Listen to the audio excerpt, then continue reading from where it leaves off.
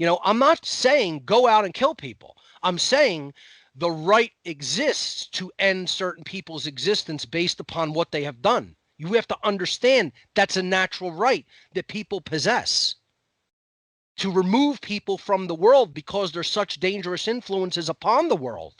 That right exists. That's called the right of self-defense under natural law.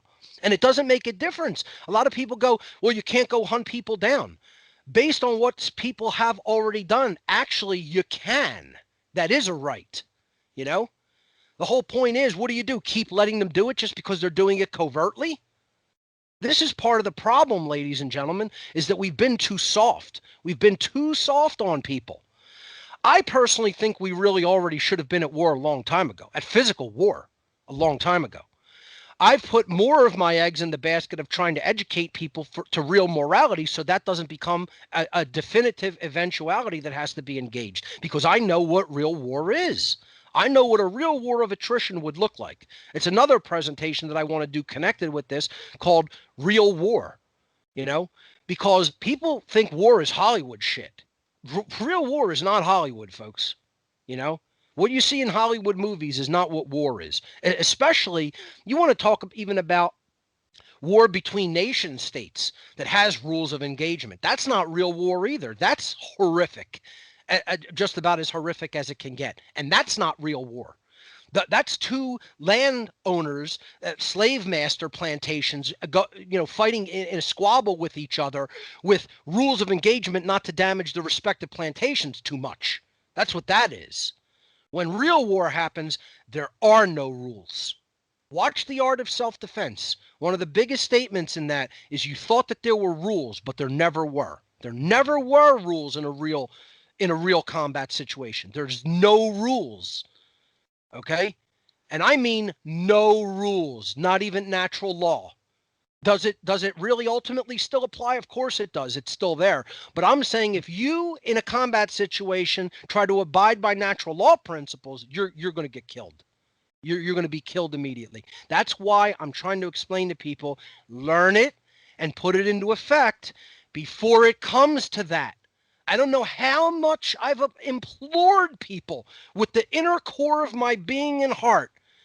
You don't want it to come to this. You don't understand what it's going to be. Trust me, most people don't understand. They've never even envisioned it. In the blackest depths of their mind, they probably couldn't envision how bad it will get, how bad it will be. Because you think about how good of a human being you are, and think about the absence of every one of those qualities just about everywhere and having to deal with that. 1,000 times worse than what it is today. If we don't succeed in our mission as teachers, that's what's going to happen to the world. That it will occur. It has occurred. It has happened in the past, and it will occur again. So having the psychopath means you're taking those qualities that you see in the psychopath, you're putting them in a toolbox. When the time comes to do combat, they're all coming out of the toolbox and being engaged. And that means no emotions, no sympathy, no empathy, no remorse, no helping the enemy, no giving quarter to the enemy, no backing up from the enemy, no retreating from the enemy. That's hardcore shit that most people never even want to think about, let alone want to prepare their minds and their bodies for, and psychologically prepare themselves for that eventuality to occur within their lifetimes. But that is what we're going to need to engage in if we're going to truly develop the qualities that we may need to beat an enemy with zero conscience. And I'm talking about the military out there, of all the militaries of all the world. I'm talking about the police of every country.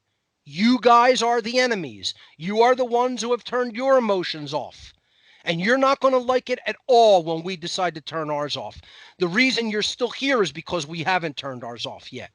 When we do, look out. You could take that as a warning. It's not a threat. It's a warning. Get your mind straight. Get your mind right. Learn natural law unless you want to see that eventuality happen to you and your loved ones, because that's what's going to occur.